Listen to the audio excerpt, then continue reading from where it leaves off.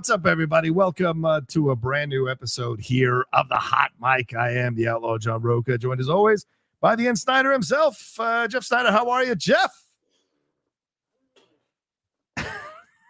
Johnny boy, I'm fucking fired up today, baby. You better be, because the finals are starting in about an hour and a half. So we're definitely going to get out of here by 5:30 so that we can watch the finals here with the Boston Celtics taking on the Dallas Mavericks. You correctly predicted the Mavericks beating these Timberwolves. I was super surprised to see that happen, but it did happen.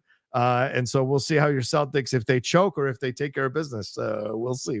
What's your prediction, man? 6 or 7 games. What's your prediction on this one? Oh, there it is. 5 fucking games, Johnny boy. 5 games. 5?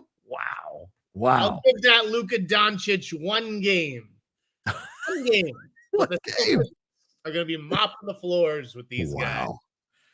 I'm going 7. And I think the Mavericks pull it out in 7. I just don't trust Brown. I don't trust Brown at all.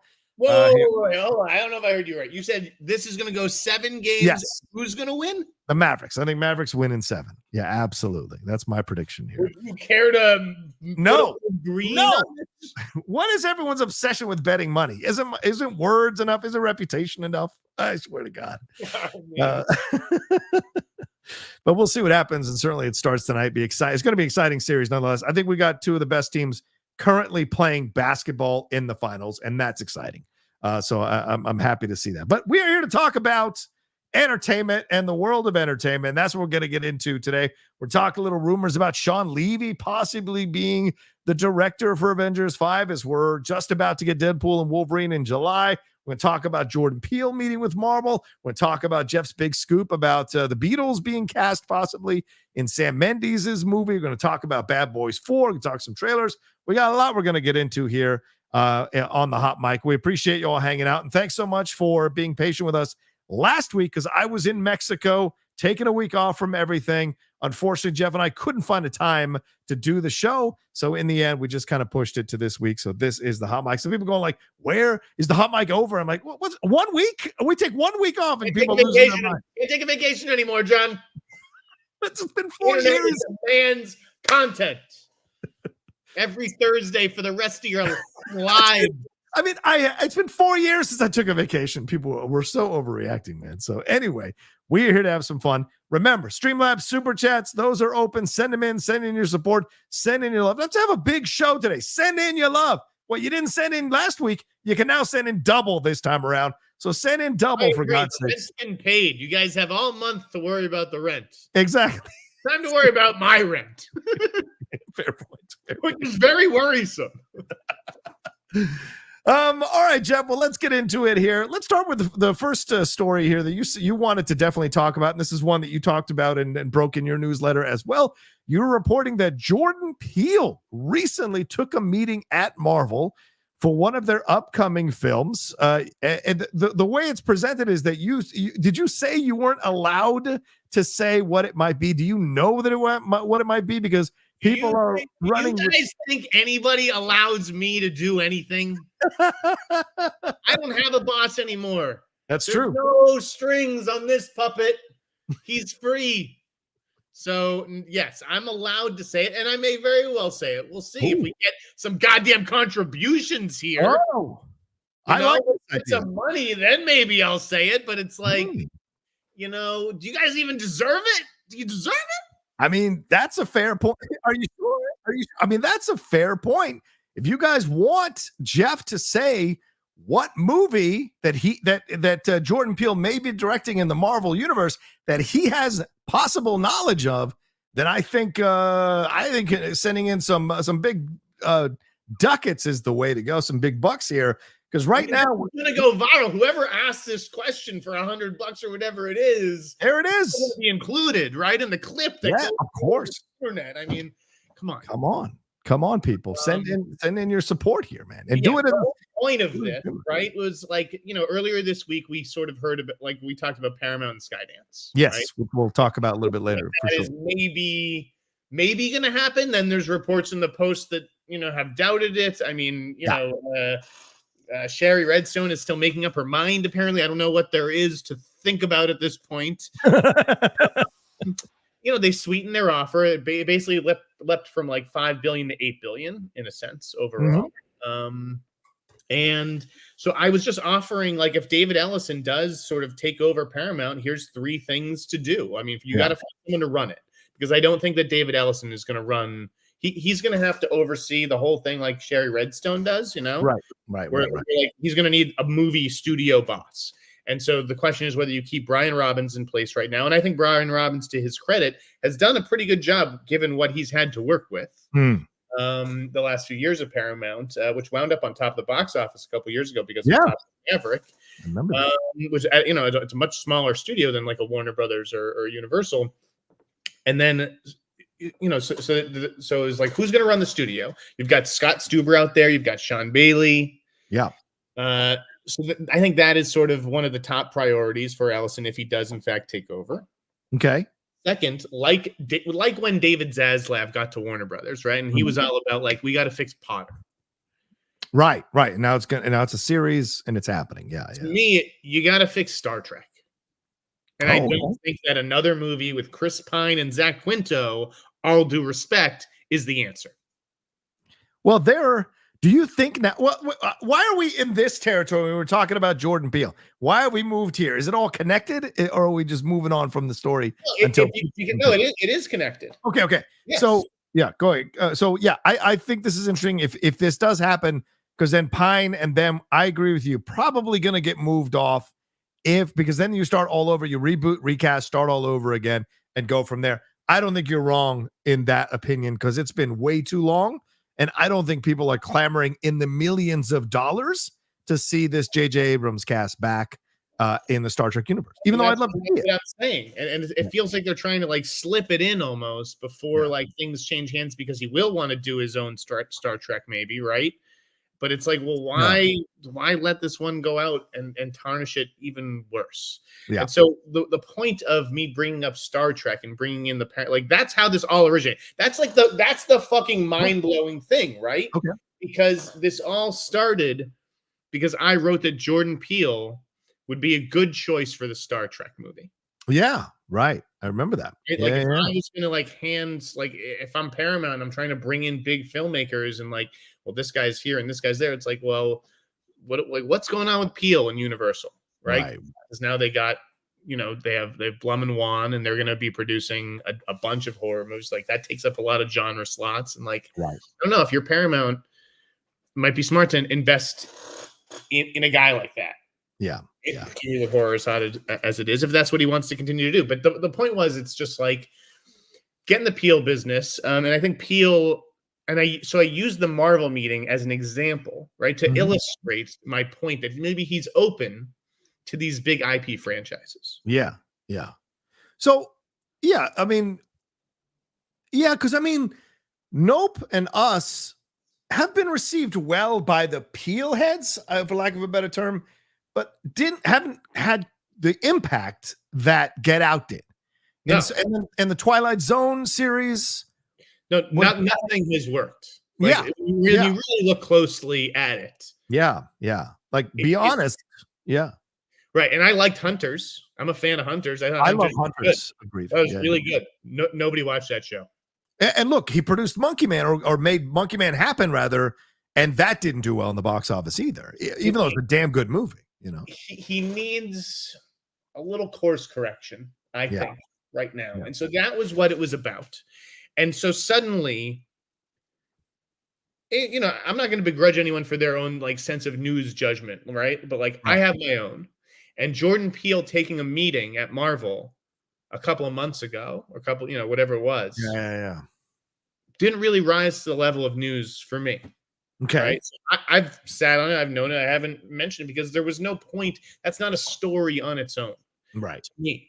But to the I don't just, that's the thing about reporters. It's like, reporters decide what's news, but really readers decide what's news. Right. And so buried in this story about, Peele taking a meeting at Marvel, enough people just seized on that little factoid. And then that became the story of like this 1,000 word column. Right. No. Yeah. Which is disappointing. Right. Well, I mean, this is an interesting situation with Jordan because we've got a Blade movie that is just I don't know, just a kind of snake bits. And there's rumors about a Midnight Suns movie. We've got a Spider-Man 4 director that we're looking to book on these things. There's rumors that they're looking for an X-Men director to go along with a script that they've already written. So, or that they're going to have written, they commissioned to have written. So I know we're not going to say the movie until people donate to a certain level. Say, are we getting money? Because it's like I'll tell you, we can have the conversation right now. But if we're only getting like $10, like guys, I'm sorry, like, this is just not how it works, right? Like, and I appreciate everybody watching, right? Okay, yeah, because we only have $39 right now, Streamlabs, and only $10-15. $39 Super Chat, $10-15 Streamlabs. So if someone sent in $100 Streamlab or $100 Super Chat, then boom, we'll have the conversation and kick around. John, if I get a Venmo notification on my phone, I'll do it. You know, like if I get a Venmo notification, we'll split the money. But like, so nobody has to. Okay. But, and I'm not trying to make you guys for money, but it's just like, well, you know, again, if this is, I'm in the information business. Yes, you are. Whether it's the New York Times or the Washington Post, you got to pay for information these days, right? Right. And so this is either information that I should be putting in the newsletter, even though I don't think it's necessarily news. Yeah. Right. Yeah, I don't need to cause a panic or like a big commotion over something that, like viewer Anon, whoever that is, said. I mean, they were right. It didn't work out. Right. It's not. Yeah. As of now, nothing's happening with Jordan Peele and Marvel. So, like, regardless of what the project is, but you know, we could have a discussion about it. But it doesn't mean it won't work out. So we'll table it for now, but we'll swing back to it if we get to a certain level. So, but let's move on to something I'm really, really, really invested in. And Jeff, that's another thing you broke on your newsletter here. The Beatles have possibly been cast in Sam Mendes' four movie treatise on the Beatles here. Harris, you reported that Harris Dickinson is possibly John Lennon. Paul Mescal is playing Paul McCartney. Barry Keoghan as Ringo Starr, which I think is a genius choice. And Charlie Rowe as George Harrison. Let me bring those faces up so that people can follow along and take a look and see this. These are the four young gentlemen that you're saying here. Oh, I don't want to sign up. Four young gentlemen you're saying there could be a possibility for the Beatles. I got to be honest with you. This is the greatest set of actors that you could have gotten to be a part to play the Beatles. So for me, it's a very great choice of four fantastic actors. No offense to any actors who played the Beatles before. None of them reached the level of talent that we see here in these four actors. So how sure are you that these are the four, and how did you come upon this? Yeah, I mean, to the guy in the chat who says I've been discredited. Getting a scoop wrong doesn't mean, you know. And by the way, I haven't gotten shit wrong, but whether you perceive something to be wrong, getting something wrong, you know what? No one's undefeated. Okay, go look at any reporter at Deadline. None of them are undefeated either. So I'm like 3,004. So I'll take my record. Thank you very much. As far as the Beatles thing goes, that's another thing where it's like, you write hot rumor. Right. Why isn't it exclusive, Jeff? Why didn't you write exclusive?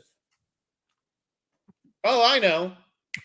Because it's a hot rumor. Exactly. There's a fucking difference, isn't there? Right? Yeah. And then that's why in the lead that's free to everybody in the intro graph, it says Sam Mendes found his potential cast. Right. Because that's what it is. It is the potential cast. No one has been cast yet. This is just what I'm hearing at the moment. And Sony, or an insider at Sony, you know, at least, you know, they don't speak for the studio, but they basically said, listen, we haven't made any decisions yet. Yeah. So it's still early days. That said, I'm told that these guys are the top choices. Whether they can come to a deal with all of these guys is another story. Yeah. Think about all the projects that, you know, a lot of studios already are casting movies that are starting up in early 25. Yeah. These guys have clear schedules. Like I looked last night, I spent a lot of time looking at everything. Like I don't see what at this point could stand in the way if they decide to do these. Now, the problem, of course, is as much as I was thinking last night about this is a lot for Sony to commit to for a movie, right? This is a lot for any actor to commit to as well. Right. Because you're going to pop up in all these movies. They are about every single one of the Beatles, but you're going to pop up as the Beatles in every single one of these movies. Yeah. Playing a supporting part. Maybe you've got Paul Mescal supporting Charlie Rowe. Right. Does he want to do that? So it's but at the same time, this is the biggest band in the world. Yeah. Don't you think? I would think so. 100%. That would motivate you to want to be a part of the project and clear your schedule to be part of this whole thing. I can't. Even Michael Jackson, which I think could be $1 billion movie. Yeah. And it could very well end up being bigger than these just because of the approach or whatever. But right. In theory, these movies would be even bigger than the Michael Jackson movie or even bigger than the Queen movie. Yeah. I don't know if you get $4 billion movies out of it, but this has the potential to be huge. So even if you are offered some comic book movie or some franchise, it's do you really want to turn this down? This could be the opportunity of all opportunities right now in Hollywood. I'm not sure how agents are looking at it because I don't think there's a script in yet. You have the potential to be the seminal person who brought to life this iconic character again in a film. Austin Butler is still writing the Elvis Presley performance. And if you deliver a great John Lennon, and Harris Dickinson has impressed me in everything I've seen him in, having him turn into a young John Lennon would be fascinating to see. Barry Keoghan as a Ringo star with Barry Keoghan's charm and personality and attractiveness is a fascinating choice. Paul Mescal as Paul McCartney. Good God. That's all. I'm less familiar with Charlie Rowe. But the idea that you can bring all these people to life who have such fascinating stories to tell individually and as a group, I think would be incredible. And if you could deliver the iconic performance for this particular person, real life person, I mean, for God's sake, sky's the limit after that, I think. And obviously Mendes is an incredible director, right? It's not just the chance to play John Lennon. It's the chance to work with Mendes as well on a different kind of movie for him too. Right. Sony, I mean, he's made them so much money with the Bond stuff back in the day, right? Right, exactly. Yeah. They're not going to spare any expense for this cast. I think and so what I was told yesterday was that John and Paul were going to be straight offers.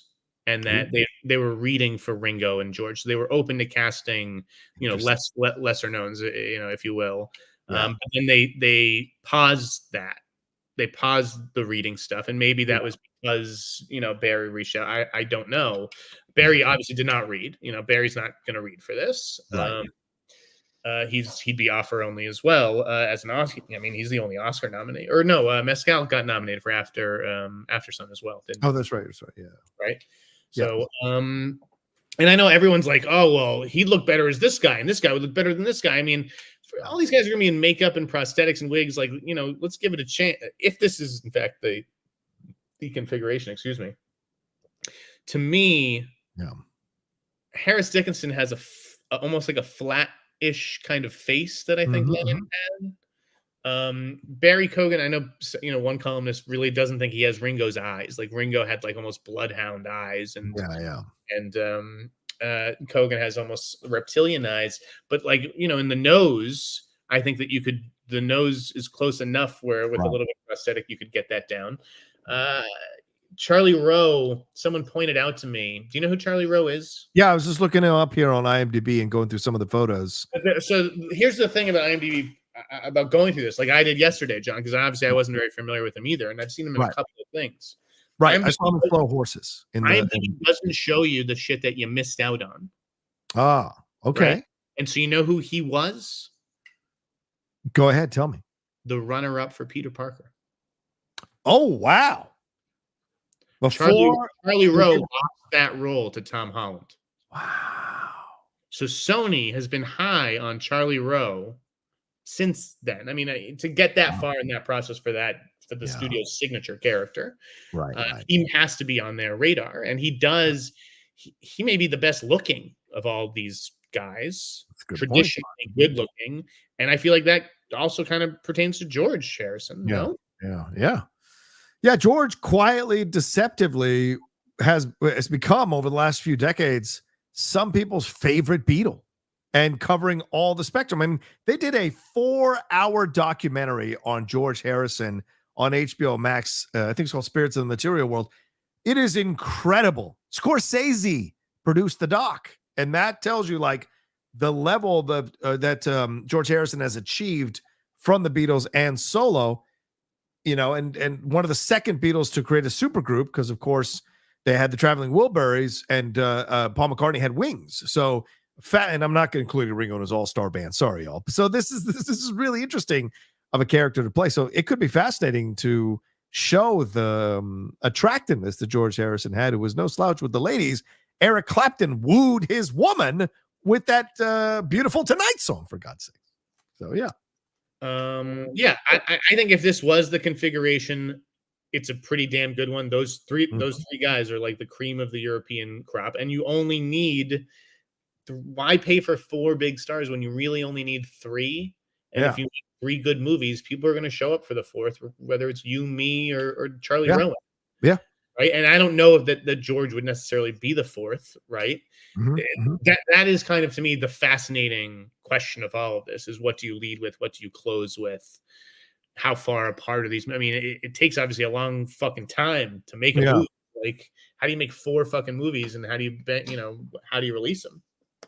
I think you have to go in the order of popularity. You start either with Paul or John, then follow up with Paul or John. Because if both of those are fantastic, then you've incurred goodwill with the audience. That's what I think. And they'll go with you to George Harrison. And if that one is great, they'll all go with you to the Ringo Starr one. So I think that's the path you have to walk here. Don't you think? Not bad. Maybe you bury the Row movie, second or third. I get what you're saying. But yeah, you definitely want to get audience goodwill. It may be that you lead with Paul. Yeah. Just so while Paul's still with us to celebrate it and everything, and promote it at the premiere and everything. Yeah, you don't want to miss out on that opportunity because you decide to hold that for the 3rd movie, and then God forbid something happens like to Sir Paul. Like, oh my God. Yeah, that would not be good. Yeah, I mean, I think it would be fascinating to see these 4 do it, and I'd be down to see it. And I saw some people like going back and forth on, we don't need 4 movies, or I mean, if they're good, then who cares? If the movies are good, that's all that matters. And Sam Mendes has a fantastic track record, and we could be looking at this like Lord of the Rings, where each one of these films has Oscar nominations every year because of the quality of the filmmaking attached to these stories. So I think it'd be fascinating. Who's going to play Linda McCartney? Who's going to play Yoko Ono? Who's going to play I forget George Harrison's I think it's Barbara, George Harrison's wife. Who's going to play these? Oh, that's actually Ringo Starr's wife. But who's going to play these characters around? Who's going to play George Martin? Right? Who's going to play Epstein? Who's going to play these characters? So this could be an epic series of 4 films if you cast it right. With someone like Sam Mendes at the helm. So I love this idea, to be honest with you. And the fact that they're even looking at the talent level of these 4 guys, I think tells me they're going in the direction. It's a good sign. I do like Alan Smithy's idea to start with Ringo, then do Ringo 2, followed by something. Thank you very much, Alan. As long as I am cast as the Walrus. The Ringo trilogy. I love it. We do have some breaking news. Oh, okay. Not very exciting, but nonetheless. Okay, all right. What do you got? Grant Sputore. Okay. Italian. He directed the Hilary Swank movie I Am Mother that was on Netflix in 2019. Right. I did not see. Okay. He's been tapped to direct the next Godzilla and Kong movie. Whoa. So already moving on from Adam Wingard like that. Wow. Moving quickly. Yeah. I mean, this is, he probably feels a little like just a shooter to me, just kind of like an anonymous, like this guy came out of commercials. He's listen, they pull these. Some of them work, right? Some of them they work, and some of them prove to be the next Carl Eric Rinch, who, by the way, I don't think I put this in my newsletter yet, but a little exclusive for the readers. All right, break it down. His Netflix suit. Do you know who this is? Do you know? No. Tell me who's Carl Eric Rinch was the guy who did 47 Ronin. And then went and took a bunch, tens of millions of dollars of Universal's money or whoever's money to go make a series overseas, and then shot an episode or two, and sue them for, and they wanted to sue him, and he wanted to sue them because he's you owe me even more money. I mean, it was an insane fucking story that the New York Times covered, but I heard he lost that thing. Oof, well, that's a lot of money that was spent probably trying to get more money, and now you're out that money and possibly more. You put that in the newsletter, right? Yeah, but this is odd because it's an interest. Grant Sputore. I mean, like you said, the Deadline article doesn't really mention any other movies. Just goes right into his commercial work. Huh? I didn't. Whatever. I think that the Wrap broke it. Oh, sorry. I'm looking at the Deadline, but all right, the Wrap broke it. That's fine. We give credit. No disrespect. Absolutely. Yep. But I just don't know. I mean, I'm going to look him up real quick on IMDb because I don't know him. I didn't know about the I Am Mother. Is that the only? Well, no, he did 4 episodes of Castaway, a TV series, and then a short. So this is very, very, very, very limited experience as a director. Yeah. What is the logic here? Do they think, well, we can go cheaper on the director. People are going to come. It doesn't matter. So we'll go cheaper on the director, and then we'll spend more money on the special effects, more money on the look of it all. Not that Wingard was some expensive director. No, but he had a name, he had a reputation. So this guy doesn't. This is definitely a bit of an odd hire, other than to say that's the power of CAA.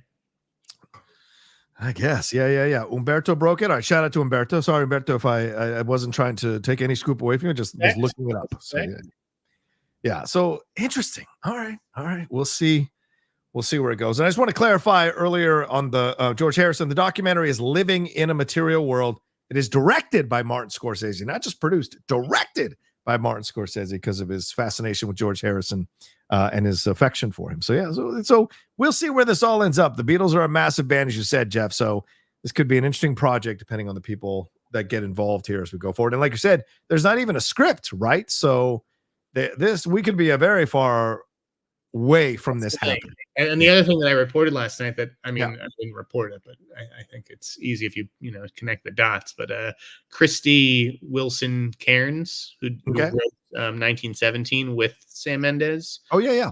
Don't be surprised if she's writing, either 1 or 2 or all of these movies with him as well. I would love that. I enjoyed 1917, and as much as I think Parasite should have won, I would not have been upset if 1917 had won. I think that's like 1 and 1A for me that year in terms of the 2 best films of that year, in my opinion. So could be fascinating though, for sure. What do you think, Jeff? Are we becoming more obsessed with music biopics or music documentaries, music films? Because I mean, we've seen Rocketman, we've seen Bohemian Rhapsody. I can go on Paramount Plus right now and watch 4 documentaries on Milli Vanilli, Cyndi Lauper, on the making of the Thriller album with Michael Jackson. There are we had the Elvis movie. So do you sense that we're kind of going back into these icons? Is there a dearth of icons now, so much so that we go back to these places and bring them back? Or do you think this is just singular with the Beatles movie because the success of Get Back under Peter Jackson, the Let It Be doc was just released that Peter Jackson cleaned up there. So what do you think this is indicating, or what's your thoughts on that? Documentaries have their place, but a documentary ain't a movie. Well, I mean, it's not a narrative feature. It's not a narrative feature. Gotcha. Right? Gotcha. It's not the same thing. It can't, and it can have more impact. It can have, but it can't have the same impact, right? It's just fundamentally a different thing. And so I think there's absolutely a place for this Beatles movie or movies. 4 does seem like a lot. Right. I don't think anybody would be upset at Sony if it became John Paul and then Ringo and George the movie. But I get that, you kind of can't do that. They're the Beatles, and you have to give it their own. As far as like the biopic genre, though, like it's a good formula. And it's a good way to make money, right? It's an IP to buy IP. You just add the Amy Winehouse one that you liked. The Bob Marley one got well received. So we've had a lot of these recently, man. Right. They can, like, Bob Marley super overperformed. Like, nobody saw that coming. Not even, box office analysts or anything like that. Amy Winehouse obviously didn't perform.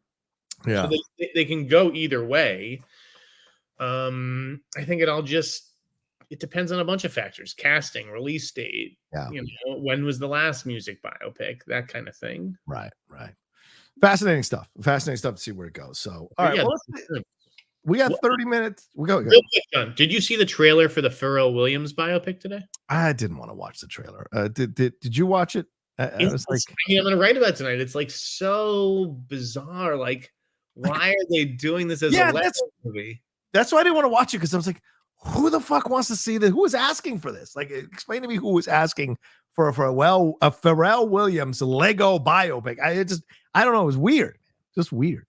Oh. Exactly. It's a weird choice as a biopic, period, and then to do it in Lego. But then you have Pharrell. There's like a line in the trailer. I forget what it is, but he's just don't reject it immediately, right? It's like he's talking to us, the audience. I think so. And it was kind of interesting, but I don't know.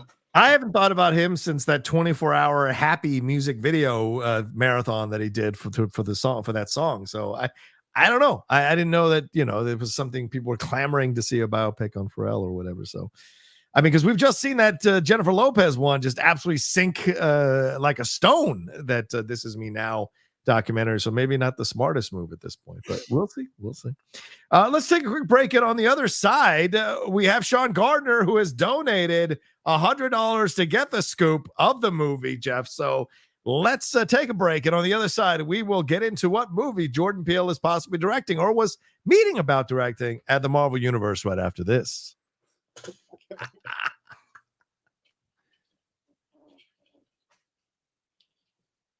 All right, we got there, Jeff. Let me bring it up. Sean Gardner going to pole position on all the super chats here and he says, spill the Jordan Peele beans, Jeff. So, Jeff, now you got to do it. That's what I have to do. I have to prostitute myself for $100 online. I'll only get 50, and super chat's going to take even half that. Yes, that's why I'm saying we should just set up a thing where they can Venmo us just directly.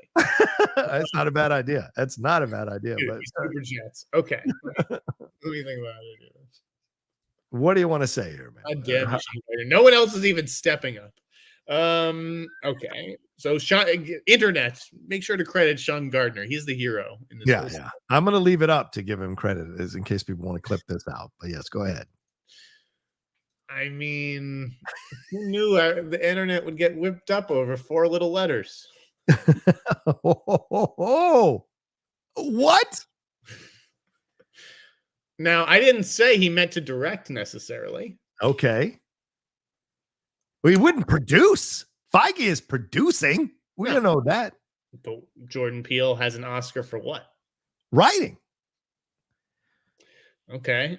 So he when they're taking these meetings, right? I mean, it was months. Oh, I see. Process.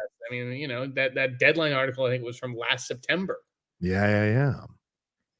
So you're saying he was meeting with Marvel to possibly write the X-Men movie? I don't know whether he was discussing writing, directing, but I think that the idea would be, hey, if you want to write this, we may let you direct it if you wanted to write it, and follow through on your vision. But he didn't. A Jordan Peele written, Ryan Coogler directed X-Men movie. Where does Ryan Coogler come from? Why? Because he's black? No, because it was speculated a couple weeks ago. So I was putting this together in my mind. How would we connect? I don't know what that dot is or where that dot came from. I have my own fucking dots, okay? Of course, I'm just saying. So upset. Jordan Peele is a fan of X-Men. Yes. Marvel Studios is making an X-Men movie. Marvel Studios says, Jordan, Make an X-Men movie. Want to come talk about it? Jordan Peele, fan of X-Men, says, how could I not? Yeah. I'll talk about X-Men. Jordan, you want to make this movie? I don't know that this is what I want to do right now. That's it. End of story. Okay, we're going to keep meeting with writers, and they end up hiring Michael Leslie, as first reported by me. Yes. Well, I put him out there as a finalist. But anyways, I think like that, and that is am I speaking at a school revealing that story? I don't think so. I think that, again, I don't decide what's newsworthy. And I already decided months ago, or weeks ago when I first heard this, that it wasn't newsworthy. Right. But now, because I used the point of him taking a meeting with Marvel, period, and now that has gone viral, then I guess the internet has decided this is newsworthy. They want to know what movie it was. That's the movie. It didn't work out. Could he still end up directing it? If Michael Leslie wrote a great script, I would, depending on timing, I don't know what's going on with his movie. No one does. Even other reporters and shit. Like, I don't know what is happening with his new movie. That's the truth. Right. And that, it's not cause for concern because no news is good news. Right. In a way. He's fucking working on it. He's writing. Like, what do you want him to do? But it's also like, shouldn't we have heard about this by now? Yeah, fair point. I would have believed a Jordan Peele directed Michael Leslie film more than I would have believed Coogler is going to come in and direct that with them. Yeah, someone else. But I know you're saying it's not going to happen. But so it's fascinating. So no surprise. I don't know. I'm just saying, there's nothing happening right now. Right. He did a meeting and nothing. Fair point. I love this. I don't report on meetings. I don't consider meetings. Right. Everyone takes meetings. That's the fucking job here, is to take fucking meetings on shit. Right. Exactly. So I'm not really into the whole meeting thing, but it's Marvel's Jordan Peele. Thank you, Sean Gardner. Thank you, Sean. Very kind of you. Keep sending in your love, people. Streamlabs Superchat. Let that be a model. Let him be an inspiration to others of giving. Here we are giving our time, our energy, our information. That's true. Give That's true. generously. Please. We are local reporters. I love this Zeno hour. Peele, Coogler, X-Men, 3 billion worldwide. Yeah, probably. Who knows? Jordan Peele obviously is sitting there waiting for a franchise to play. I don't think he would have taken the meeting if he wasn't Jeff. Right, exactly. And that's the whole point, is to illustrate this guy his mind is now open. It's not all about me, my original horror brand. Like, maybe this will be the last one of those for a while. I don't know. Maybe he'll spend 10 years of his career doing some franchise. I don't know. Yeah, I mean, if you're a franchise IP and you're not trying to get a meeting with Jordan Peele, I don't know what you're doing. If you're a reporter, like if I was my editor, I'd be so proud of me. It's like, what a great little piece of information that you weren't going to do anything with, that you've now harvested into a hot take on Star Trek, backed up by evidence that his mind is now open to this kind of IP filmmaking. Yeah. You don't get any credit for this. You don't get any credit because the fucking people in charge of these jobs are zip. But you don't want. Do you want to go back? I mean, you'll be back under someone else's thumb, Jeff. You don't do well under someone else's thumb, and you know this. Well, you're stuck. Listen, if I did well under Dickie's thumb, I do well under people's thumb who know how to handle me and what they're talking about. That's a fair point. Well, if you're an idiot trying to tell me how to do my job, I definitely had some of those editors. That's a fair point. All right, well, let's move on. Staying in the world of Marvel. What are you trying to say an editor's name? I call them Tweedledee and Tweedledum. I used to. Fair point. Let's move on to stay in the world of Marvel, but move on to another story, and that's the Shawn Levy story here, Jeff. This was I think was broken by Justin in conjunction with, I think, D'Alessandro here. But the idea that Shawn Levy, who is of course the director of Deadpool and Wolverine, which is coming out in July, there is news that he might be looked at here to direct. No, it's Justin Kroll and Mike Fleming Jr. Sorry about that, Mike Fleming. To direct Avengers 5, which was, of course, going to be the Kang Dynasty, but Avengers 5 here. And added on to this story that Deadline broke is that sources close to the project say that more than 60 MCU characters could reprise their roles.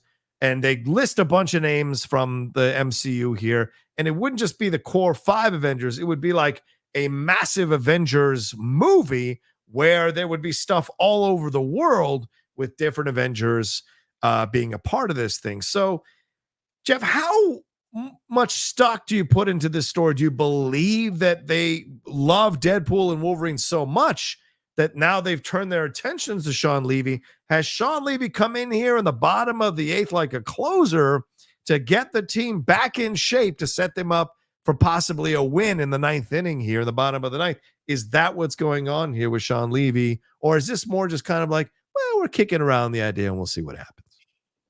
I thought I'd mentioned Shawn Levy on this podcast, and I didn't know if I'd mentioned. I'm sure you have. Yeah. I can't remember what I've said, and I don't want to say the wrong thing. But like, I thought it was interesting because THR, right?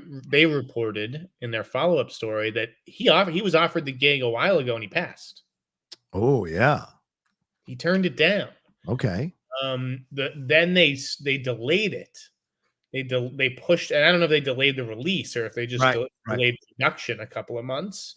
But that delay has now allowed him. It now works for his schedule or whatever. So they've gone back to him, and they're awaiting an answer from him. But it was done in the dish, which is again, listen, it's deadline. You know what's happening there, but it was done in the dish, which is a little bit early. What makes me think it's going to happen is that all the trades followed, right? I mean, everybody got their own confirmation, which makes me think someone was eagerly confirming it, so it feels like that may ultimately happen. Okay. And I think I had said that they were looking for maybe someone who hadn't done a Marvel movie yet. Yeah. And I guess Shawn Levy would negate that. I don't know if I said that basically after he had passed. Right. I don't know who was next on the list, or that my source knew that they had gone back to him, or that he was there was still an avenue of open line of communication there. Right. I don't know. I think he'd be a good choice if this movie's good, right? I mean, I'm not a fan of the first 2 Deadpool movies. If this one's good, fucking hats off to Shawn Levy for doing what I thought would be the impossible. Yeah. Right? And making this character not completely obnoxious, which is how I sense it's going to be anyways. But it looks fun. I'm keeping an open mind. It's an R-rated MCU movie. Like, okay. Yeah, but you got to ask the question about timing, as you just said, right? Like, he's going to be director and EP on the final season of Stranger Things for Netflix. There's also a Star Wars movie that he was in rumors to direct. A lot of people speculating that it's one of the Rey movies, an older Rey movie. So does this mean that the Star Wars movie now is assuredly not going to happen for a while? So the schedule is opened up for the possibility of him doing this because they want to go into production next year. And so I don't know where the Stranger Things situation is at in terms of his participation in it and how much time commitment it is. But if they want to go into production next year, which is only 6 months away, by the way, welcome to 2024.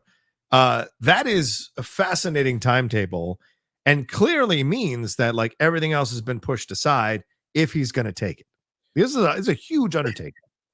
I mean, if you take it, you got to do the next one too. I mean, unless fair points, you let someone else do this one and you just decide I'm going to do the finale. Like, because that to me makes more sense. If I was Shawn Levy, I would be more concerned with sticking the landing on one of the best TV shows of the last decade, or even the 15 years, right? Like, if you can stick the landing there, and then that show goes down in history, pretty fondly remembered, wouldn't you think? Yeah, 100%. 100%. It's already fondly remembered now because everything's going well. The last season with Eddie Munson, right? Yeah. I think you got to focus on bringing that home if you can. You can't get distracted. Right. And again, I think that the last Avengers movie is still the crown jewel there. So like you could still do that one. But if you're doing this one, I don't know how you let someone else do that one, right? I feel like you're in it for both. Yeah, and I think, as you said earlier, like, why would you go with someone who hadn't directed a Marvel movie? You want to go with someone who understands the system, that you're not having to Well, like. what I was getting at there was someone who'd Yeah. done TV, John. Oh, right. Fair point. Okay. Right? Yeah. Like Yeah. it could have been Matt Benson and Moorhead, who Yeah. they Yeah. tapped to do Avengers, Right. who knows the system and all Like that. the Russo brothers did, coming from TV into the. Yeah, it's a fair point. But yeah. Exactly. That's I think what I was sort of getting at Mhm. with that. Yeah. But I did know about the characters thing, and I should have said. I wish I had said something because and I'll go higher, John. I've heard it's either 65 or 66. Wow. I've heard 60. Let's say 65. 60, Okay. 65 fucking characters. I thought for sure you'd say 69 just for fun, but I get it. 65 is worth 65. I'm in reporter mode here. But yeah, I want to say 65 fucking characters. I'm going to reserve judgment on it, my excitement on this, until I see the film Deadpool and Wolverine, because I know there are good films. I liked Free Guy. I like The Night at the Museum. Movies are okay. Adam Project, that's okay. Yeah. Okay. Yeah. He's like Ratner in that regard. Honestly, I feel like Ratner makes okay movies. I feel like Ratner never made a bad movie. X-Men Last Stand's pretty bad in my opinion, but yeah, I hear what you're saying. But I mean, because like what I think Pink Panther. Come on, man. Big Fat Liar. I can't judge that. Date Night was fun. Real Steel was good. Actually, quietly one of the best Hugh Jackman films. Free Guy and Adam Project was okay. And I did not watch All the Light We Cannot See recently. So, but I know it's getting a lot of good. He's not a bad director, Shawn Levy. He's just not a great director. This is his opportunity to be great, and it's whether he's going to seize it or not. So we'll see. And what a 1-2 punch of leveling up if you knock Deadpool and Wolverine out of the park and the next Avengers movie out of the park. Like, you can just punch your ticket for the rest of your career if you. Right, exactly. That's how you become, Favreau or whatever. Yeah, exactly. That's how you put your balls out there, man. And I mean, right now, Shawn Levy is huge in the industry, but almost more as a producer. 21 Steps is obviously, they have their hands in a lot of fucking pies. Yeah, absolutely.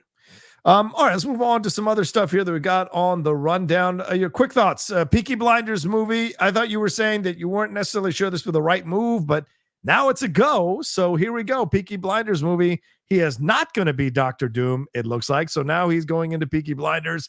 Your thoughts on this? Do you like the idea of him choosing this next Cillian Murphy to kind of say goodbye to this franchise? In essence, kept him afloat when he was not booking lead roles in theatrical features. So your thoughts? I mean, maybe there's that element of loyalty to it. But yeah, if I was him, no. I mean, he's going back and playing all the hits. He's doing the 28 Days Later franchise. He is. Yeah. I would have moved forward and said, no, we're looking ahead, not backwards. But right. I also understand if you want to help out the things that got you in this position. And obviously his career did pop off of 28 Days Later. So he owes it to Danny Boyle. And like you said, Peaky Blinders kept him in the conversation. Yeah, for sure. Well, we'll see what happens. I'm excited for it because I love Peaky Blinders. I enjoyed that last season. Let's go out with a bang. Let's go out with a fucking bang, a Peaky fucking Blinders. I'll tell you something off air, by the way. Okay. Remind me when this is over. But sounds good. I've never seen an episode, so I could give a shit. I'm not going to watch it. I don't care. You're so crazy. It's so good. All right, let's move on to this Mickey 17 story, Jeff. I really want to hear your thoughts on this. Daniel Rickman was reporting that there is indeed a dispute going on between Bong Joon-ho and Warner Brothers over a final cut of the film. The studio wants to release a more, quote, accessible version that Bong disapproves of. And this is why it was pushed to January 2025. You've seen some footage from CinemaCon. So what are your thoughts on this? Who do you believe? What do you think is the truth going on here between Bong Joon-ho and Warner Brothers on this final cut situation? I think this movie looks horrible. Maybe that's why they want a more accessible version. I don't know what this dude was thinking. This is like, it's like a goofy Edge of Tomorrow, which I'm already, I just went on the record as saying is overrated. How dare you? It's just, I don't know how to describe it, dude. I just thought everyone around me, every single member of the media was lapping it up. And I was like, are you guys fucking out of your minds?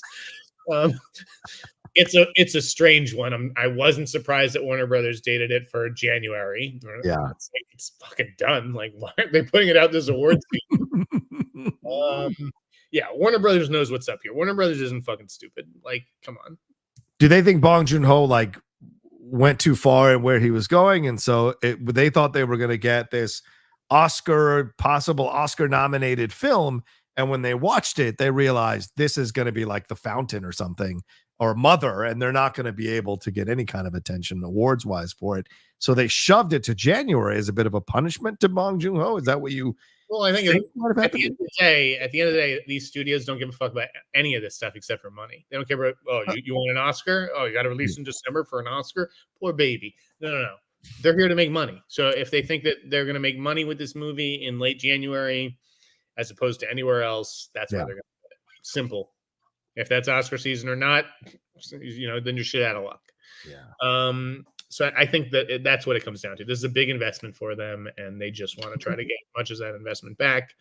But yeah, political sci-fi comedy. It's bizarre. I'm telling you, the problem with like Mickey 17, I'm very nervous for like Project Hail Mary with Gosling. Oh yeah. And I'm going to write about it in The Watchers, right?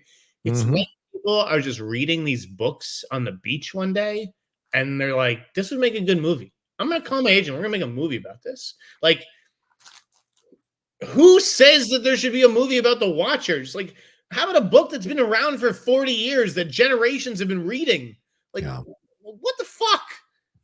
I understand, like, when there's a big literary sensation to jump on it. And I want to talk about Eruption with you real quickly. Okay. The Patterson Crichton book that just came out. Sure. Directors today, but it's like, dude, if you're not the Da Vinci Code or 50 Shades of Grey, like, I don't know, pump the brakes on some of these fucking book adaptations. Or Potter. Who reads these things? I mean, what? The Watchers? Look, you were defending it not a few weeks ago. That Shyamalan this was a good idea for them to do. Did you say it was a good idea, or did you like that she was being a part of it? Like, what were your thoughts on that? This shit's all in the newsletter tonight, guys. But like, I'm basically told, listen, they want to be in business with him, right? She's shopping a movie at the same time. Yeah. I don't think that they ever loved the book. I don't think they ever loved the movie that she wanted to make. Fair enough. It puts them in business with a young woman of color. She's true. Her name automatically carries some marketing cachet. Yeah. And they, at the end of the day, what movie did they really want, John? The one set in the stadium with Josh Hartnett. That's the one they wanted. Yeah. Okay. Then don't get mad at me when I say Nepo baby, because that's clearly that doesn't make her a Nepo baby. She earned the opportunity.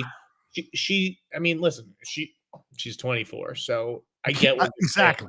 So I get what you're saying, but she also earned the opportunity, right? She directed episodes of Servant, and that's what happens is you direct episodes of an acclaimed television series, and then you make the jump to movies.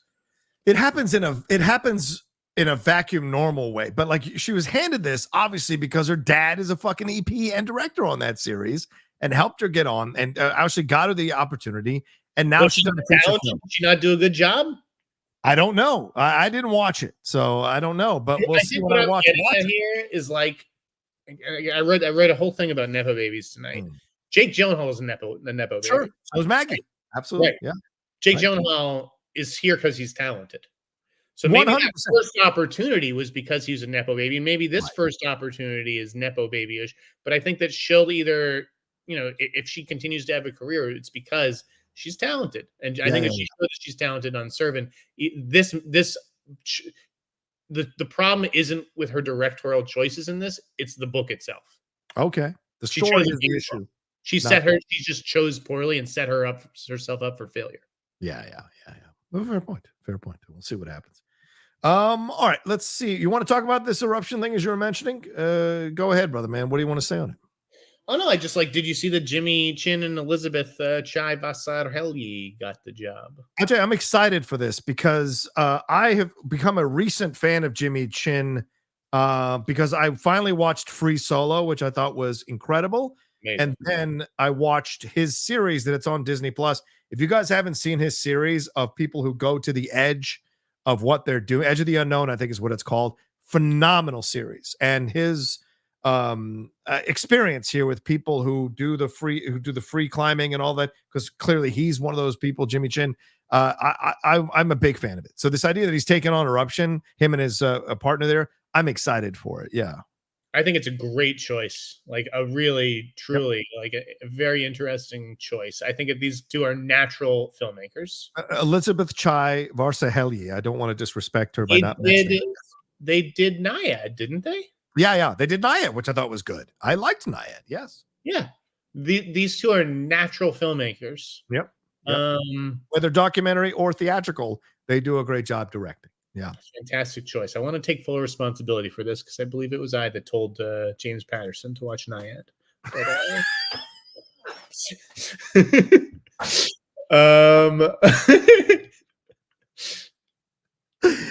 During our interview, I said...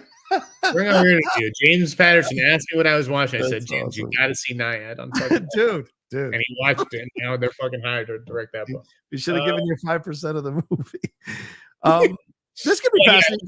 It's about a volcano erupting, and like there's crazy shit going on with the volcano. I mean, I just bought it yesterday. I'm going to start reading it this weekend. Right. Eruption is a big-scale disaster novel tale that Crichton spent 20 years working on before he passed away. So this is one that clearly he spent decades trying to put it together. So I got to hear more from Denny Willett. Denny Willett, type more about this book, okay? In the comment section. He's saying that Ishana is a Nepo baby and that the book is solid. How could this book be solid? There was nothing there. This is the most boring fucking movie. Spoiler alert, everybody.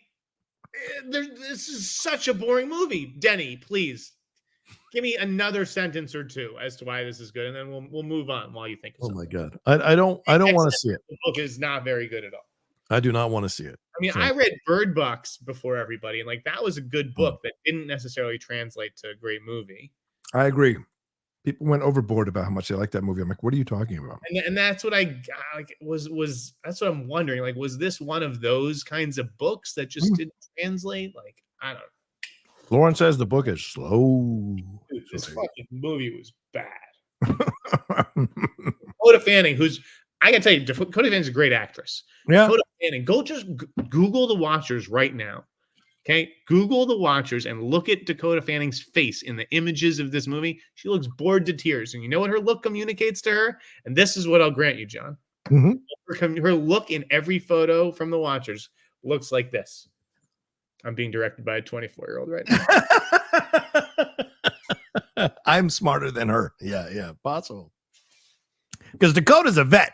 Dakota's been That's what I'm saying. She's now at the point, John. She's like third year. I don't know quite how old she is, but like she's now at the point where she's probably looking at 24-year-olds like.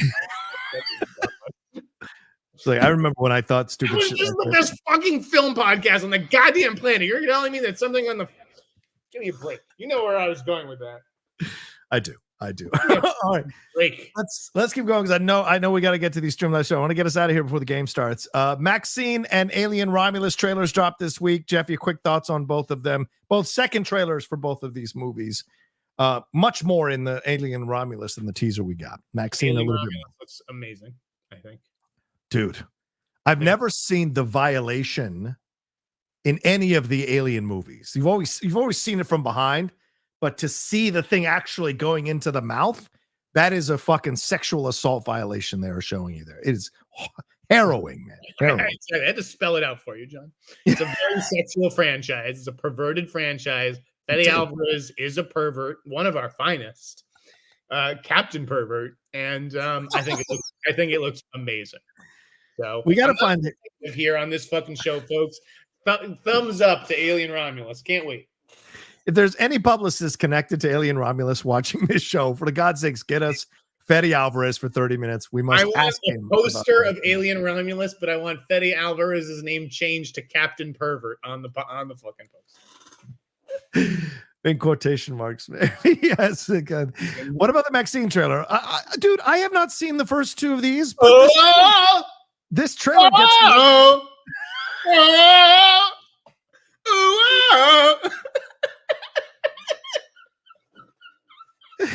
trailer gets me excited to go back and watch Pearl and the other film there with them. X. I kind of want to go see these now so I can enjoy Maxxine. So yeah, I'm on board with this. You?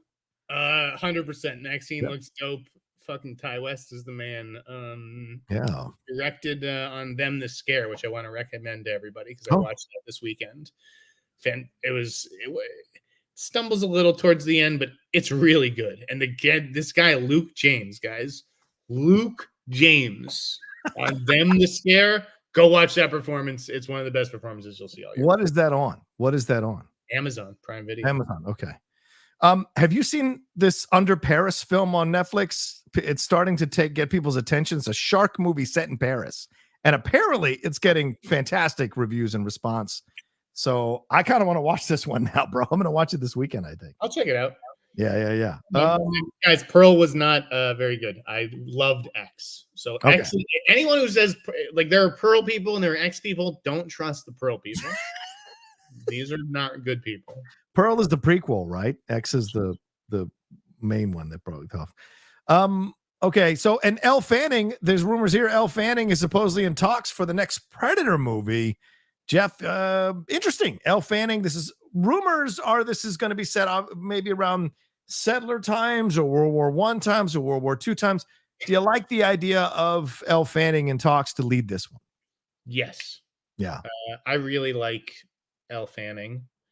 I think she's a really talented actress. I think she could be a little badass. I mean, yeah, I love like Chloe Grace Moretz in that Shadow in the Cloud movie. I thought she was tremendous in that. And if Elle Fanning could give a performance close to that, this movie would be really good. Yeah. I love the idea. Look, I loved the Native American approach with Amber Midthunder. They're going to a different time. So and they are developing a sequel to Prey, and they don't know whether she's going to come back or not. But if she does, she would be the first star of a Predator movie to return. That would be fantastic. Yeah. So to go the Predator route with Elle Fanning, I think could be badass. And you're going to have the usual people upset that a woman leading into the franchise. Fuck it. Try something new. Let's have fun with it. And Elle is great. So yeah. Well, how can you be upset after Prey?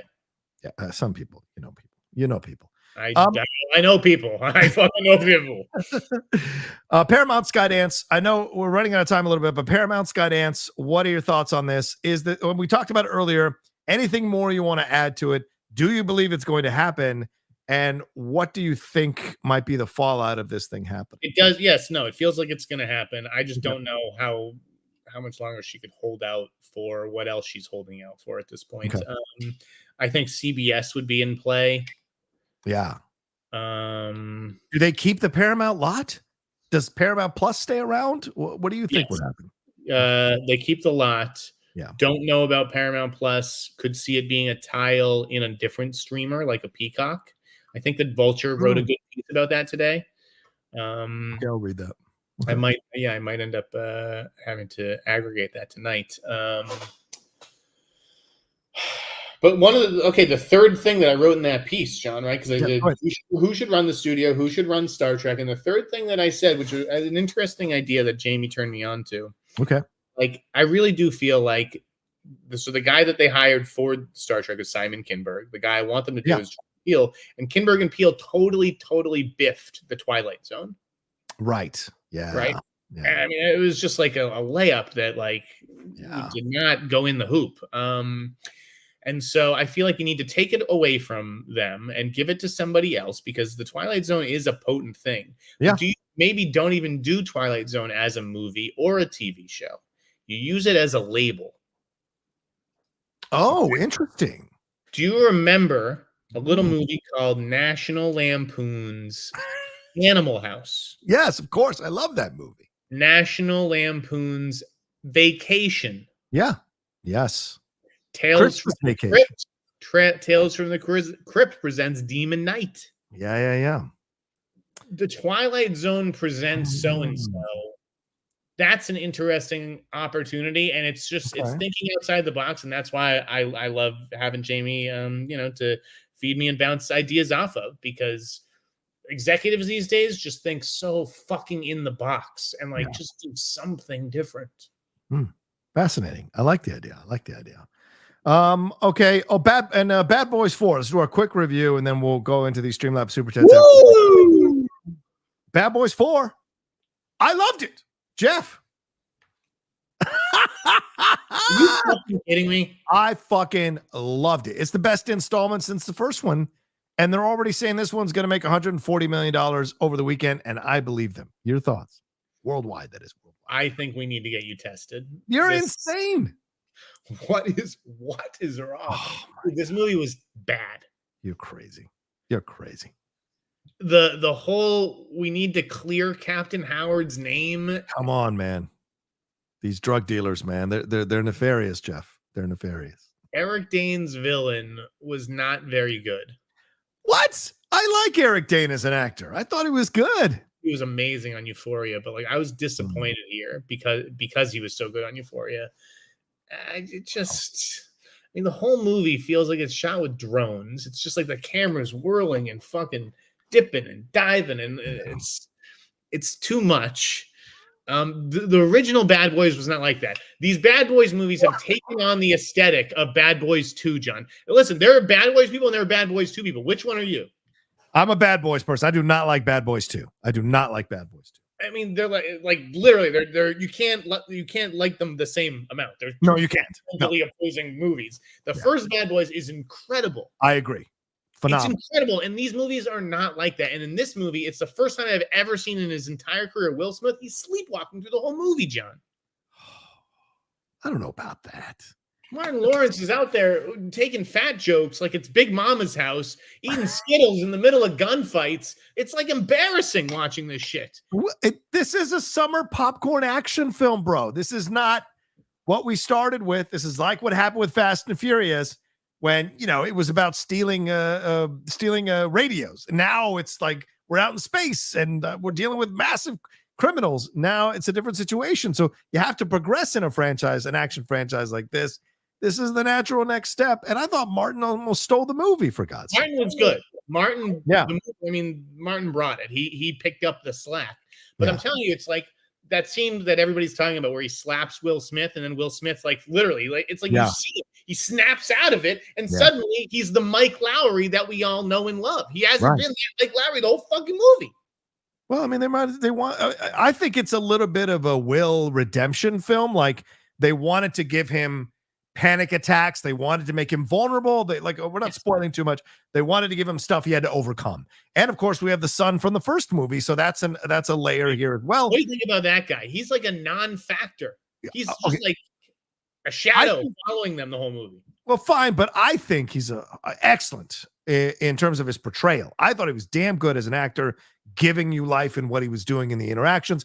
Is the story written well to really flesh out these moments? Maybe not, but I think his delivery was damn good, and I liked him, and I want to see more of him in anything he's going to do coming out. I didn't like the captain. I thought she was kind of lame performance-wise overall. And I will say this, one criticism. Like the blonde agent you're talking about? I was going to say, Rhea Seehorn, who some of you may know from Breaking Bad, is what I would say about it. I don't know that she necessarily fit as strongly in the film and was written as strongly in the film. I'll tell you what I'll say about it. It's one of the worst performances I've seen in a studio movie in a long time. And Rhea's a damn good actress, so it's kind of surprising. It's stunning. It makes you think that the performance is lying on the cutting room floor somewhere. A certain critic that you and I both know leaned over in the middle of the movie and goes, "Who is this actress? She's terrible." Did you say it's Rhea Seehorn? I didn't know who it was because I don't watch Better Call Saul. Oh yeah, multiple Emmy nominated Rhea Seehorn. I know, but I was like, I had no idea. She's awful. Fair point. Well, I liked it. So, is there anything else you saw? There's more to do. Wait a second. Remember the Cubans in the first film? The second film. Cubans are the second film. No. They're partners. The other cops. You remember the other two? Oh yeah, they got killed off. Yeah. Yes. They're more interesting as supporting characters than Alexander Ludwig and Vanessa Hudgens. Who are now inexplicably together in a relationship. These are like little things that we don't. In the movie. Sorry. Lastly, Reggie's the man. Reggie was great. Oh, the only reason to see the movie is everything with Reggie. That sequence was great, and the barbecue sequence was on point, man. That was some funny stuff. But I think the two actors who played those Latino characters, they actually are dead in real life. I know Julio Oscar Machoso is dead. I'm not sure if the other actor is dead. Those were the days. Yeah, I know. I agree with you, man. That first film is excellent, man. Spoilers. It's going to ruin your experience knowing that Alexander Ludwig and Vanessa Hudson's characters are in a relationship in this. Well, what did you think about replacing Teresa Randall as his wife? Were you surprised by that? She was replaced before. I think she was in the. Was she replaced before? I think that's a narrative from the last movie. Yeah. Oh, I didn't get that. Okay, my bad. We talked about this years ago. Oh, we did. Okay, fair point. All right. Anyway, that's it. We're done with this spoiling that movie for fuck's sake. But I say go see it. Jeff says don't go see it. Spoil a Bad Boys movie. They're bad. The boys, they're bad. They're in Miami.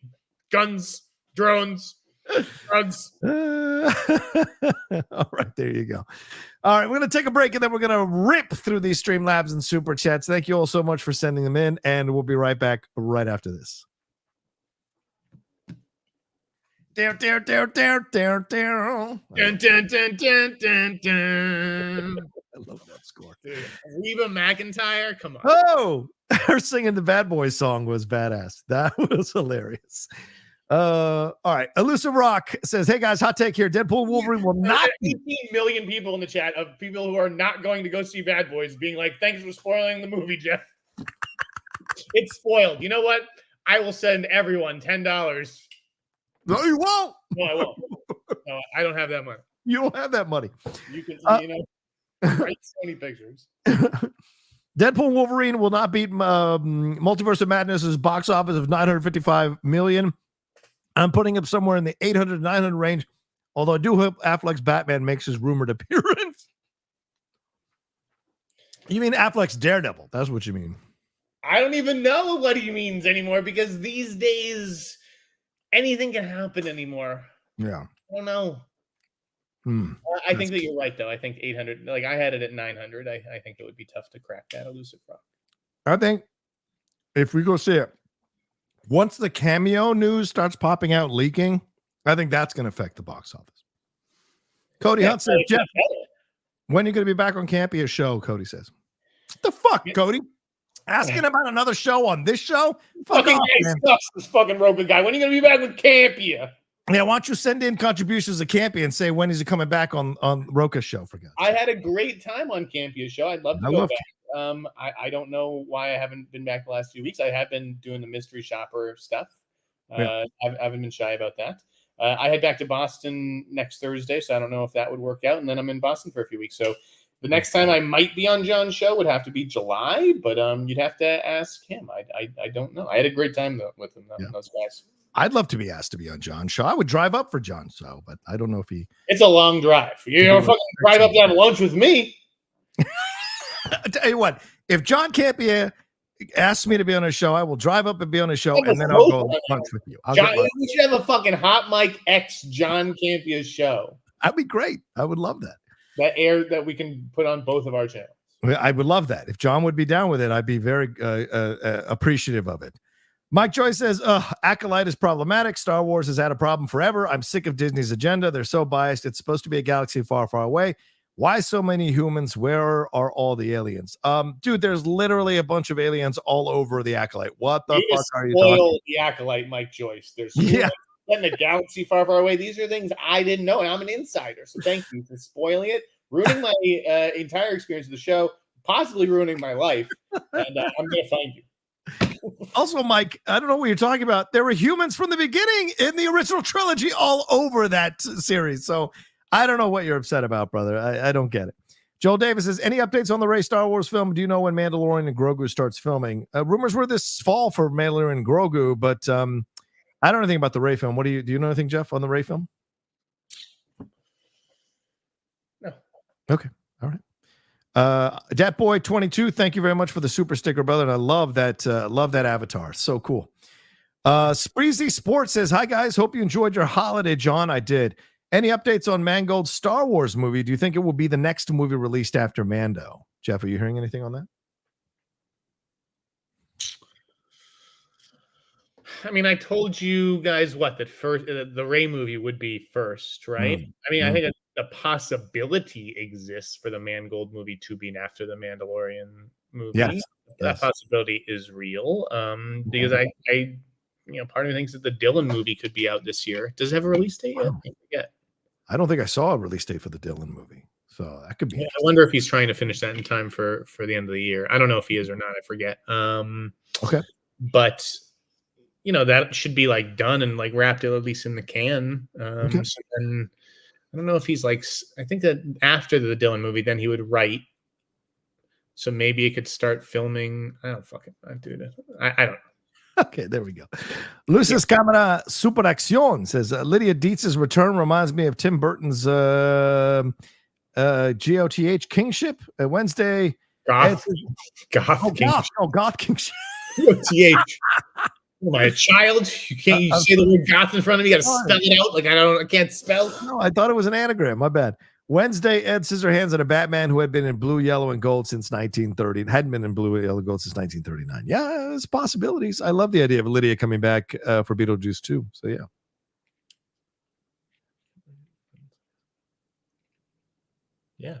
Yeah. We're fans. Dude, the goths will always be around. Yeah. Like it's not a movement. It's not like a fad. It's like just that we're here. They're here. Yeah. I used to be. Kyle Lorenzo fucking goth. Give me a break. Don Ronald McWhiskey says, love the show. Just sending support. Thank you, Don. Love you. Good to see you again, Don. It's been a bit. So thank you so much for stopping by. The Ray of Water. I like that. I look so happy every time he chimes in. Don's so great. Yeah, I love that fucking face. He's just so delighted. You just want to pinch his cheeks and go, no. You're a good guy, you. Ronaldo McWhisk. The Ray of Water says, who would you like to direct these Pirates of the Caribbean reboot films Bruckheimer has been talking about lately? Yeah, Jeff, who should take this monumental task on, which I think is never going to happen, but who should take these on? Who's been directing lately? Who? Johnny Depp. Oh my God. I'm just fucking with you guys. Can you imagine? Can you imagine if Jerry's like, listen, Johnny, we can't use you as Jack Sparrow anymore. We can't have you on camera at all. But I know you've been directing lately. He wouldn't do it. No. No way they do that. Oh my God. Who directs Pirates of the Caribbean? What about David Leitch? What's he doing? I mean, Fall Guy didn't do well. You might as well hand him another franchise and see what happens. I would say David Leitch. Sure. What's Wingard up to? That would fit. That could fit. Leitch? Yeah. I like the Leitch idea. Wingard. No. Okay. Wiley UFC, thank you very much for the support. Good to see you, Wiley. Much love. Sharon Pollitt, thank you very much for the super sticker, Sharon. You're the best. Al Patrickson says, Shawn Levy on Avengers 5 works if they plan to change it from Kang Dynasty to Avengers versus X-Men. Time runs out to resolve the Marvel's end credit tag. Yeah, with them in different universes than the mutants. Possible. I think we're losing Jeff on this one. I'm bouncing around from like one nerd term to another. Okay. I think I got that. Yeah. Thank you, Al. Yeah, thank you, Al. I appreciate that. We do. Lights, Camera, Super Action says, glad Porzingis is back for you, Jeff. He's going to have 10 turnovers. Luka and Kyrie are cold-blooded killers, while T and B have famously crapped the bed in clutch situations. Mavs in 6. Woo! Dude, that's the thing. Yeah, they've got these two guys, and they are killers. I will give it up for them. But, that's all they have. We have, 6 or 7 guys who can play ball. They have 2. Yeah. If these two guys take out our 2 guys, or our 2 guys try to neutralize theirs, okay, maybe we'll spot them 10 points off that. We got White, Holiday, Porzingis, Horford. Who do they have? They have a bunch of bums. Ridley's been playing fantastic out of his mind, and what's his face has been popping trays from all over the court, man. This is my worried face. Fair point. 34 Virgo says, what's the LA testosterone in the Russos and Marvel forever done? I don't know what that means, but maybe the Russos. Do you think the Russos will ever come back? The Russos and Marvel, or I have no idea. I don't actually know where that relationship stands, or if they could come back to do, that final Avengers movie. If someone like Shawn Levy took the next one, I don't know. Could be interesting. I think they want to do their own thing, though. I mean, they're pretty Agbo all the way. Yeah. Mitch Jensen says, I worked at one of the Alamo draft houses that closed today. Oh, I didn't know that. They were closing. Closed a bunch of them, and they gave him like no notice. It was like a fucking like email went out that self-destructs. It's like a self-destructing email, right? And it was like, yeah, as of like 5 or 6 a.m. this morning, like this is closed. You're all terminated. So I'm sorry. Finish reading Mitch's thing. I'm very sorry. The venues included 5 Texas locations in the Dallas-Fort Worth area, as well as a Minnesota venue in Woodbury. They filed for bankruptcy this morning. Good God. Yeah, here's what he said. Mitch Jensen, I worked at one of the Alamo draft houses that closed today. A sad time for all of our staff. What are y'all thoughts on the state of the movie theater business? 6 of them closed, which is the most insane part of it all. Yeah. I mean, it is a fucked up time for movie theaters. Yeah. I've only been to the Alamo draft house a few times. I know it's like, a special place. It is. It is. But it's also the kind of place that developed a reputation for like only being for like film nerds almost. And like, well, there's you can't have your phone out and you can't be texting and you can't talk to your friends. And like, the truth is that the majority of the American public has absolutely no manners. Yes. Horribly behaved. And the last place they want to go is a place where they're going to get yelled at for, talking or texting. That's part of the reason the ArcLight went down. And this is the situation I think with the Alamo Draft House too, is because like you're encouraged to order food, like legitimate food. They make it, they bring it to you, and you can have a burger and fries, quality burger and fries in the middle of the movie. And I loved that about the Alamo Draft House. But in the end, it's a high end or high overhead type of theater establishment. And if people aren't coming in droves, there's like, a negative thing. The AMC in Framingham, Massachusetts, like they have like, maybe 14 screens, and one of them is like a dine-in screen, but like all of them aren't dine-in screens, right? Like that, and that's no, not all of them. No, yeah. Also, I mean, listen, the theaters that closed are like in upstate Texas and stuff like that. It's not like they're not like movie metropolises and bustling urban areas, Yeah. I think it's just, it is, but it is a sign of the times. There's not enough product. There's not enough movies coming out to theaters, especially this year. That's for sure. And the movies that have come out haven't worked, so they're underperforming. Yeah. Sorry about Mitch, and Mitch, I'm sorry that. Can we refund Mitch? If he wants to refund, Mitch, if you want to refund your money, no one's going to be upset about it. We're sorry you lost your job today. You don't need to be spending $20 on our show, but thank you. Yeah, unless you're investing wisely in GameStop, then you don't need to be sending in $20. Our hearts go out to you. That sucks. A horrible way to get that news too. And all of your coworkers, because trust me, I've been there where you go to work one day and you're fired and you had no idea it was going to happen. It fucking sucks. The Flickin' Critic says, Jeff, you've been hyping up Fede Alvarez because of Alien. Any idea what happened with the girl in the spider's web? Any production troubles you heard of? I don't actually know. I really didn't pay close attention to that. Again, that just feels like you're forcing it, right? The Girl with the Dragon Tattoo, everybody read that book. Did everybody read The Girl in the Spider's Web? No one even knows what that is, right? They don't even know that there's an affiliation with it should be the girl with the dragon tattoo in the spider's web. Right? Like no one knows it's even associated with the dragon tattoo. They had a different actress who was 1,000,000% miscast. You're talking about Claire Foy? You're talking about Claire Foy? Horrifyingly miscast. Fair point. And you're following, which director are you following, John? David Fincher, right? Oh, yeah. Good idea. Yeah, that's a good point. Yeah, exactly. R&R movie reviews and more. Luke James is a beast. X and Infinity Pool is awesome. # me a goth. There you go. Infinity Pool I did not like. Did you see that? No, you told me not to. Oh, you told me like you better be ready to watch that one. That's what you said to me, and that kind of made me go like, it's like a mind fuck, but I didn't care for it. Luke James though, yeah, dude. Luke Skywanker says, what's your opinion on Furiosa? I loved it. I loved it as well. I thought it was great, and I'm sad to see it not doing well in the box office. Jeff, did you see it? Did you like it? Big fan. Yeah, I really liked Furiosa for sure. Yeah.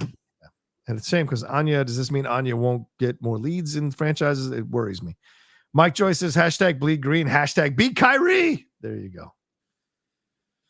He was a different person back then, guys. You can't hold on to that anger. He's grown. He's gone to therapy. He's a different person now, for God's sake. Right, exactly.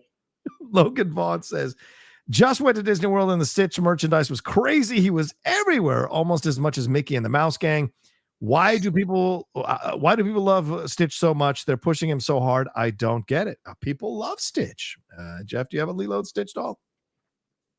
I have two. Oh, no, I don't have a Lilo and Stitch doll. I've never seen Lilo and Stitch. When did that come out? When I was like 20 years old? Early 2000s, I think. And there's a sequel, a live action one they're working on, I think is what's going on. So we'll see. But yeah, I think people just love Stitch because of the Elvis connection. He's a cute design. People love ugly, cute dolls. And there's a sweetness to Stitch as a character that I think people enjoy, especially a lot of the young children, like female children, especially. I see a lot of young women or young girls with Stitch stuff. So that may be it. All right, let's hit to these Streamlabs. We got to roll on out of here. Mike McKenzie says, what's your thoughts on Houdini? Slim Shady is back. Yeah, I like that track, man. Did you hear the track, Jeff? What'd you think of that? I did not care for it. It was actually, somebody played it for me this week. I didn't like it at all. Oh, I thought it was a great sample. You're insane. Anonymous says, David O. Russell. That's how it's spelled, Chance. David O. Russell. David O. Russell. Has announced a lot of projects since Amsterdam, but which will we see first? Madden, Linda Ronstadt, Toy Soldier, or none of the above? Jeff, Toy Soldiers. Yeah, Jeff, which one are we going to see first? For which one? I'm sorry, I need that again. David O. Russell. He's announced a lot of projects since Amsterdam, but which do you think we're going to actually see from him first? The John Madden film, the Linda Ronstadt film, or Toy Soldiers remake? Madden. Yeah, I would say Madden. 100%. NFL is still massive. That's the one that's guaranteed to make you money. Tipster. They announced everything. Yeah. Tipster 1222 says, I could see WB pulling a Back to the Future and shooting 2 Barbie sequels back to back with a summer 2027, 2028 release. Your thoughts? I need to see these. I'm a visual learner, John. What? Repeat the question again. You're zooming through these. I can barely. Because we got to go. Tipster 1222. I could see WB pulling a Back to the Future and shooting 2 Barbie sequels back to back with summer 2027 and summer 2028 releases. Tipster, they shot 2 and 3 back to back. So you could see it because it's been done before in the Back to the Future franchise. So I could see it. Jeff, could you? Sure. Shooting Barbies back to back. Yes, but it would be without Greta. Yeah. That's possible. I'm sorry. I misunderstood what he's saying. He was saying with Barbie shooting it in the Back to the Future style. My apologies, Tipster. You're right. The Cineverse podcast says, do you think Oppenheimer deserves a Criterion release? It would be an epic 4K. I appreciate you both so much. Oh, which one? What Oppenheimer. movie? Oppenheimer. Yeah, sure. Sure. Yeah, I would love to see that, especially with extended documentaries on it. And maybe some documentaries on Oppenheimer rolled into there from the History Channel or something. Did Jeff say Edge of Tomorrow's overrated? Says the guy who liked The Idol. It can't be overrated. I like The Idol. How could it be overrated? Meanwhile, that guy probably has every Adam Sandler film. Underrated, my friend. Underrated. Alan Smithy says, I ain't going higher than 20 for you guys. So if there are 4 more people like me, we'll get to the story. Well, we got to the story, Smithy. Thank you. Question, should Mike Flanagan be mad at Netflix for not releasing his stuff on physical media? He's indebted to Netflix for making his movies, isn't he? Thanks. Yeah, I saw some people getting upset about this, and I'm like, look, he knew who he crossed the river with, and if the scorpion stung him, he can't complain about it, in my opinion. What are your thoughts on that? Gets into business with a company that doesn't do physical media releases and then is upset that they don't do physical media for him. I don't understand this line of thinking. This is a Doug Liman situation. You fucking knew how much we gave you, and it was never going to be screened in the theaters. You doing this bullshit before the premiere is nonsense, man. Yeah, I agree with that, dude. It's nonsense. Anonymous says, hi guys, great show as always. What are your thoughts on THR's new A-list? I didn't see it. Jeff, did you get a chance to read that? I didn't see the new A-list. Yeah, I mean, it was a pretty good list, but like I said, where's Tom Holland in that list? It's a fair point. And I'll tell you who was really missing, because it was all like the prestige-y fucking young actors, and it was 5 men and 5 women. God forbid there's 6 and 4. Gotta have everything even. You know who was absent? The biggest star of them all, maybe. Mm-hmm. Alan Richson. Dude, he has not led a film and Ministry of Family Warfare sank. What are you talking about? He's going to be a big star. I hope so. That guy in the right, he put him in fucking like Die Hard remake or something. Come on. Oh, I could see that. Mumra says, did you watch Henson's Idea Man? Thoughts? I have not watched that one yet. Jeff, did you get a chance to see the Jim Henson doc on Disney Plus? No, not yet. Yeah. That might be a Sunday watch for me for sure. And finally, Wayne Edwards says, I'm a movie, TV, music, and sports fan. I'm constantly fulfilled, but movies are my love. Sad to hear about Alamo Drafthouse. I'm trying to go to a movie or live show a week. FYI, not sold on The Acolyte. Am I too old? Yeah, Wayne, I feel the same way. I like it, but I don't love it. And the tone feels at times very young or young adult or teen. And I'm not necessarily gravitating to that tone. And I see other people gravitating to it, and more power to them. But I'm with you on that. I feel like maybe I've aged out of this one, but that's okay. I have Andor. I have Rogue One. I have other stuff I can enjoy. This one feels like maybe wasn't meant for me. But I've been given the first 4 episodes. I saw the third one. The third one is an interesting episode, a darker episode than the first 2. So maybe that gets some of you back on board. Jeff, have you seen any of The Acolyte? Do you care to watch it? No, haven't seen it. Not going to watch it. Okay, fair point. All right, that's it. Tip off is in like 5-10 minutes. We got to go. Jeff, another fun show. Thank you so much for doing this every week and having fun with me every week doing the show. And thanks to everybody who watched, listened on the podcast feed, who donates. We appreciate it madly. Jeff, where can they find you, and where can they subscribe to your newsletter breaking all these scoops, son? theinsnyder.com, guys. $9.99 a month, $99 a year. Pretty good for an email every day. I mean, think of, you go out to dinner, that's like $100. Like you're tipping the waitress $20 a meal or whatever. Like $100 for an email every day of the year. Pretty good. So yeah, thank you very much. And a little streaming recommendation. Check out How to Rob a Bank on Netflix. Oh, okay. Fair point. That's great. Love the recommendation. As for me, please remember to subscribe to the channel down below. Hit a like on this video. Leave your comments down below. Send this out. Tweet this out to let people know about the show as well. And you can follow me at The Rocha Says on Twitter, Instagram, and TikTok. And tomorrow, Geek Buddy's main show. Also, reviews with the Jedi Way on The Acolyte. And this weekend, second episode of Spill the Tequila with Winston A. Marshall at 7 p.m. PT. Look for that as well. All right, y'all take care of yourselves. Be well. And we'll talk to you next time with another brand new episode of The Hot Mic. Peace. Peace.